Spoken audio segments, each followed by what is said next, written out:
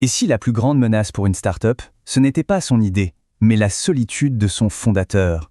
Aujourd'hui, on va décortiquer un modèle qui change complètement la donne, la maille de start-up. On commence avec un chiffre qui fait réfléchir. 70%, c'est juste énorme. C'est la part des startups qui ne ferment pas à cause d'un mauvais produit, non, mais parce que le fondateur est tout simplement à bout, épuisé mentalement. C'est un coût humain silencieux, mais absolument dévastateur. Forcément, ce chiffre, il remet pas mal de choses en question. On a tous en tête cette image d'Épinal de l'entrepreneur héroïque, seul contre tous. Mais, et si ce mythe était en réalité le plus grand des pièges? C'est précisément ça qu'on appelle le dilemme du fondateur. Cette pression de tous les instants, ce poids des décisions qu'on porte seul, c'est un coût caché, invisible sur un bilan comptable, mais qui pèse terriblement lourd. Parce que la réalité du quotidien pour un fondateur solo, c'est une véritable bataille. Le doute qui s'installe, la fatigue qui s'accumule, la motivation qui s'effrite. Ce sont ces ennemis-là qui tuent les projets dans l'œuf, bien souvent avant même que le marché ait pu donner son verdict.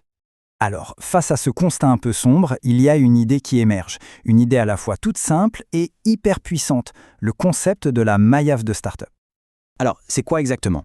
Eh bien, imaginez une sorte d'alliance, une communauté où chaque entreprise reste totalement souveraine, à 100%.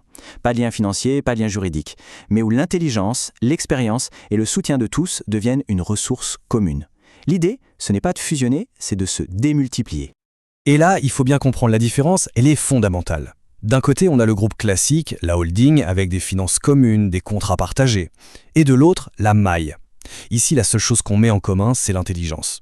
Pour le dire simplement, on partage les cerveaux, pas les portefeuilles. Bon, tout ça c'est bien beau sur le papier, mais concrètement ça apporte quoi? Allez, on va voir ensemble les 5 avantages vraiment clés de ce modèle. Le tout premier bénéfice, et sans doute le plus important, il est humain. La citation le résume parfaitement. En brisant l'isolement, la maille s'attaque directement à la cause numéro 1 de ces fameux 70% d'échecs. C'est la base de tout. Et regardez un peu la puissance du truc en action. Une start-up se plante sur un gros contrat.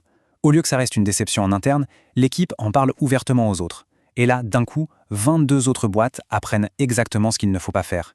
Une seule erreur qui génère 23 apprentissages. C'est un accélérateur d'expérience absolument phénoménal. Ce modèle, en fait, il crée une sorte de super cerveau collectif. Une équipe est hyper calée en intelligence artificielle. Elle peut donner un coup de main à une autre qui, elle, est experte en cloud et qui pourra lui rendre l'appareil plus tard. Chaque compétence pointue est mise au service de tout le groupe. Ensuite, évidemment, il y a l'effet réseau. Le carnet d'adresses d'une seule personne, c'est limité, mais celui de toute la maille, eh bien, il est multiplié, ici par 23.